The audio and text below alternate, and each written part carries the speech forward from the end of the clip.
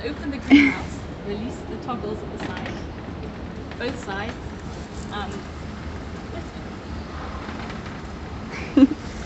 And then the hose goes underneath here, so you slide up, and sometimes it can get stuck, but just wiggle it around, and then the hose sits underneath here.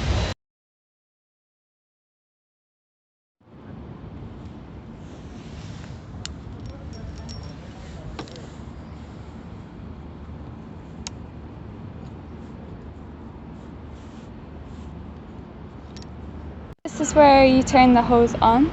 So you just turn that blue dial there, and then you unravel your hose here, and at the end you wind it back up, and then making sure there's no kinks in the hose, and you bring it through into the garden where you water everything. Okay. How to water the garden. So you turn this grey piece here to increase the flow of water, and if you turn it all the way, you can see it's really strong then. But you don't want it to be too strong for the plants. Yeah. So you can turn this grey bit or this orange bit down a bit, and that makes a lower sprinkle of water. So for these plants, they're pretty stocky. So if you want to water them quick, once you have the hose aimed away from any of the plants, there's a tree here, you can put it on the fast flow. The tree's going to absorb a lot of the water. Yeah. So you're kind of focusing more on it getting absorbed directly by the roots, rather than putting it on the leaves. Yeah, because you don't want to damage any trees. So then we'll turn it off, and then we can go to this one. Again, same, it's got lots of plants. So just direct it into the base of the pot, away from the leaves, on a fast flow. Then if we move to other plants, like this rhubarb here, so the rhubarb here, it needs, again, the water directed at the base, not at the leaves, because you could damage them. You can sometimes get fungus on the leaves if you put it directly on the leaves. How long do you know how to water each pot for? So once you've got kind of a wet base, and if you put your finger in and mud's coming off, and it looks like a bit puddly, then you've definitely watered enough. I wouldn't go beyond this, because then you'll saturate the plant with too much water. So just once it's nice and damp, that's perfect. So now with these plants, they're quite small, and this one already, it looks quite wet. If I stick my finger in, so how far are you sticking your finger in to check that it about needs water? past the fingernail, and it's all coming back up. So that seems pretty damp to me already. So I think these ones are probably fine to leave.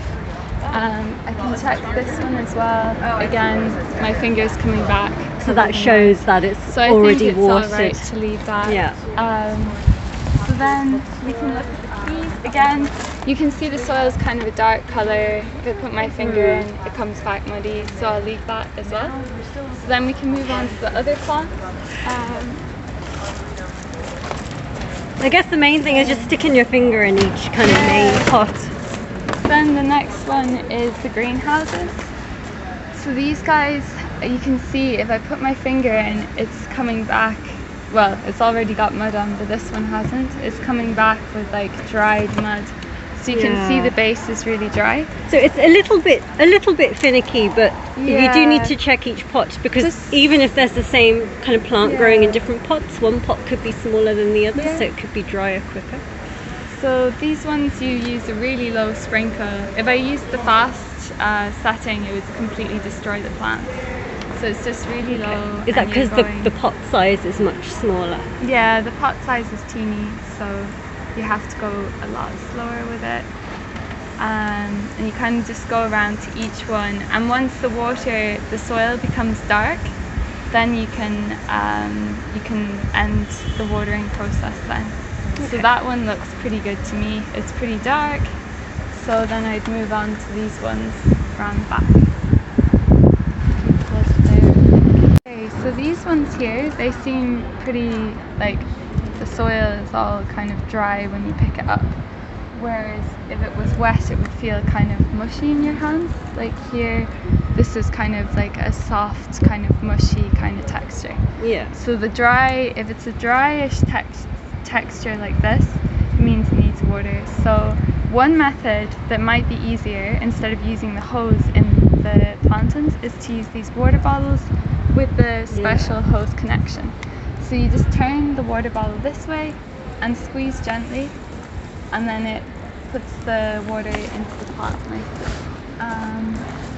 Then you just kind of go through all of these, making sure that the soil turns to this dark colour here.